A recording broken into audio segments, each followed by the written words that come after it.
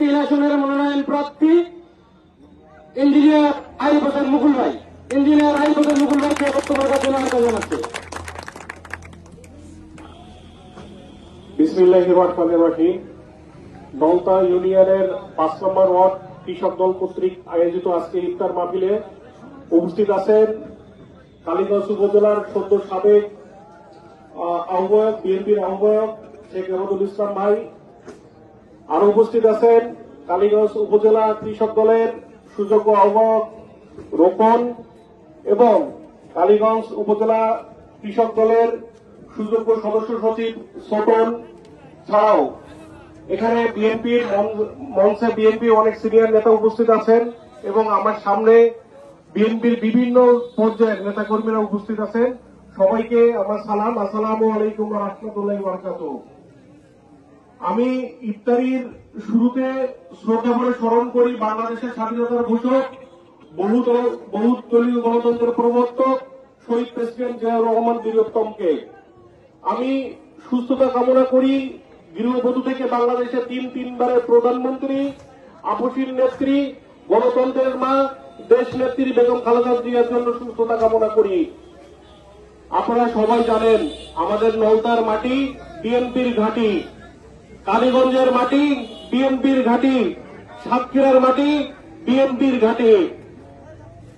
বিএনপির ভারপ্রাপ্ত চেয়ারম্যান জনাব তারেক রহমান সাহেব সাতক্ষীরা 4টা আসনে যাকেই নমিনেশন দিবেন না কেন, আমরা বিএনপির একজন কর্মী হয়ে আমরা এই 4টা আসনে বিএনপিকে বিজয়ী লাভ করে আমরা এই 4টা আসন বিএনপির ভারপ্রাপ্ত চেয়ারম্যান জনাব তারেক রহমান সাহেবের কাছে ভোট দিতে চাই।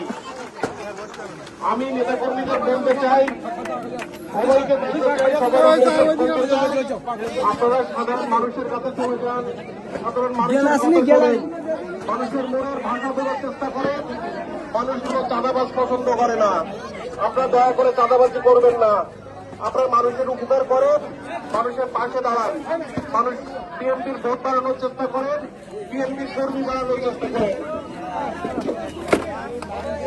আগামীতে সাতক্ষীরা 3 আসনে বিএনপিকে ধানের শীষকে বিজয়ী লাভ করতে হবে, বিজয়ী করতে হবে। সেজন্য বিএনপির ভোট বাড়াতে হবে, বিএনপির কর্মী বাড়াতে হবে এবং আপনারা কোন ধরনের উশৃঙ্খলা, চাঁদাবাজি এই ধরনের কোন ধরনের কাজ করবেন না। কোন গ্রুপিং এর সাথে আপনারা নিজেদেরকে জড়িত রাখবেন না। আপনারা সবসময় মানুষের পাশে থাকবেন, মানুষের উপকার করবেন, মানুষের জন্য কল্যাণকর কাজ করবেন। আপনারা এমন কোনো কাজ করবেন না যাতে বিএনপির বদনাম হয়। আপনারা এমন কোনো কাজ করবেন না আপনাদের কাজের জন্য বিএনপির ভারপ্রাপ্ত চেয়ারম্যান তারেক রহমান সাহেবের বদনাম হয়। আপনারা সবসময় বিএনপির হয়ে কাজ করবেন। আগামীতে নমিনেশন যেই পাক না গেল সাতক্ষীরা 3 আসনে বিএনপিকে বিজয়ী লাভ করতে হবে, বিএনপিকে বিজয়ী করতে হবে। আমি নেতাকর্মীদের আরো বলতে চাই, বিএনপির ভারপ্রাপ্ত চেয়ারম্যান জনাব তারেক রহমান সাহেব আগামী রাষ্ট্র কাঠামো মেরামতের 31 দফা প্রণীত করেছেন।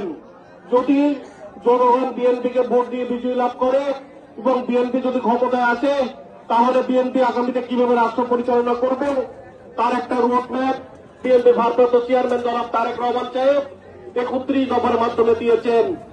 সেখানে আমরা দেখেছি 31 দফার মধ্যে দেখেছি কৃষকদের জন্য কৃষক কার্ড করা হবে, স্বল্প মূল্যে এবং ন্যায্য মূল্যে কৃষকদেরকে কৃষি পণ্য সাপ্লাই করা হবে, কৃষকদের জন্য সার এবং কীটনাশকের ব্যবস্থা করা হবে এবং উৎপাদিত পণ্যের ন্যায্য মূল্য নির্ধারণ করা হবে।